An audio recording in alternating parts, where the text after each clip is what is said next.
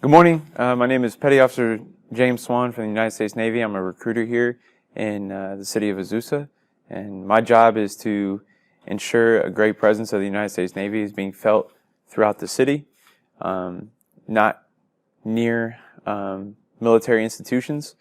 And another part of my job is to give back and volunteer to the community. Today I'm going to be reading a special story, The Rainbow Fish. All right, so page 1. All right. A long way out in the deep blue sea, there lived a fish. Not just an ordinary fish, but the most beautiful fish in the entire ocean. His scales were every shade of blue and green and purple, with sparkling silver scales among them. The other fish were amazed at his beauty.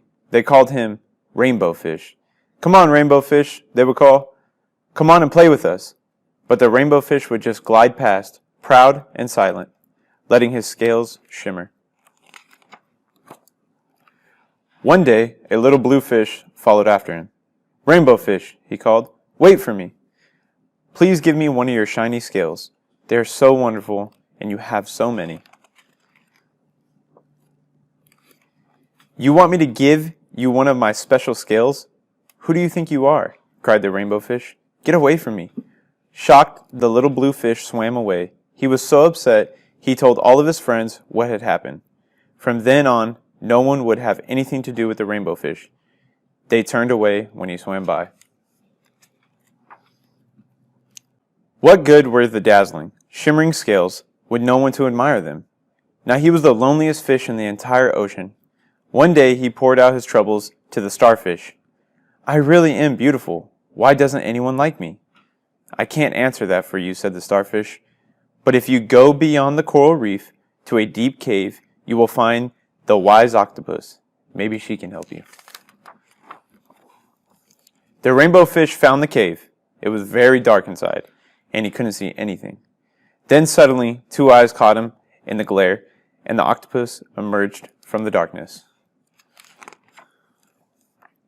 "I have been waiting for you," said the octopus with a deep voice. "The waves have told me your story. This is my advice. Give a glittering scale to each of the other fish. You will no longer be the most beautiful fish in the sea, but you will discover how to be happy." "I can't," the Rainbow Fish started to say, but the octopus had already disappeared into a dark cloud of ink. "Give away my scales? My beautiful, shining scales?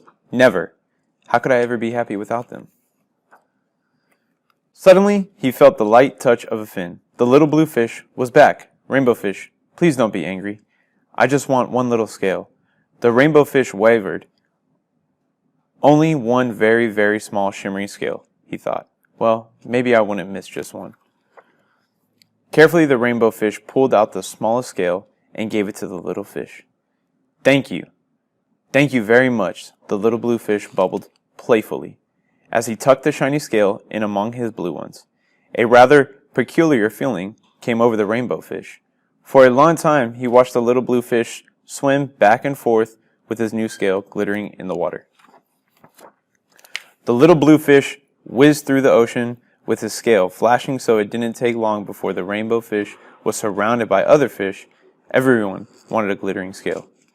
The Rainbow Fish shared his scales left and right, and the more he gave away, the more delighted he became. When the water around him filled with glimmering scales, he at least felt at home among the other fish. Finally, the Rainbow Fish had only one shiny scale left. His most prized possessions had been given away, yet he was very happy. "Come on, Rainbow Fish," they called. "Come and play with us." "Here I come," said the Rainbow Fish. And happy as a splash, he swam off to join his friends. All right. So we're reading this book today for Memorial Day coming up, and Memorial Day is a special day, especially to me. My great-grandfather fought in World War II, and he actually died in action. He was a fighter pilot. So for me, even though I never got to meet him, it's always a blessing and something that I carry very proudly, knowing that someone in my family passed away during the war. And so we spend those times during Memorial Day to remember those who have died in war, and we don't forget about them. So that's why it's very important to me. Thank you for joining us today.